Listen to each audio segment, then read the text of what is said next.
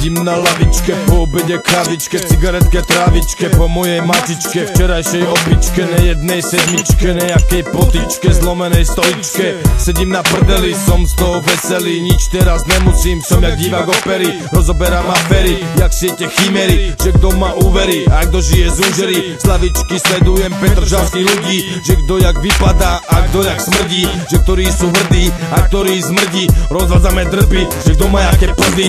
Kúkame okolo na to, čo nebolo, na to, čo bolo. Dávam monológ, ktorý je prolog a ďalšie kolo je moje solo. Toto je lavičkový spolok, lebo lavičkové gangy majú svoje kódy, majú svoje slangy.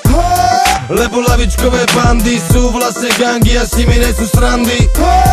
Táto lavička na ulici není pre lúzerov, na nej strávim spoko chvíľu, hlavne ne pod kamerou. Sa smejem na ľuďoch okolo s tvárou kamenou, hľadám palicu, čo padla, ešte není spálenou. Dám ju do Gagora, sused Mickey Morax, do Dakora z vedľajšieho dvora dáva už na jointa dôraz, že nech ho neválam do zemi rozkaz. OK, prichádza čas, zase s rukou si potrias. Zapalím si ďalšiu cigaretku, spolu sediaceho vyzvem na odvetku, na krátku debatku, tému kvetku, tému katku, či cez matku, dám si kerku na lopatku, bratku. Z lavičky vidím zelených mužičkov, lavičkári nevítajú mužičkou, ružičkou, ale krikom palicou alebo tyčkou. Ich stretnutie končí zväčša potičkou. To možno vo filme, tu sprintom z lavičky na miesto potičky, cez plodia koničky k najbližšej lavičke, a či k svojej samičke nepocuknú k mamičke, ani s plačom k izbičke. Lebo lavičkové gangy majú svoje kódy, majú svoje slangy.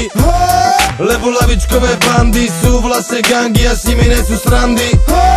Táto lavička na ulici není pre lúzerov, na nej strávim spoko chvíľu, hlavne ne pod kamerou. Sa smejem na ľuďoch okolo s tvárou kamenou, hľadám palicu, čo padla, ešte není spálenou. Dám ju do Gagora, sused Mickey Morax, do Dakora z vedľajšieho dvora dáva už na jointa dôraz, že nech ho neválam do zemi rozkaz. OK, prichádza čas, zase s rukou si potrias.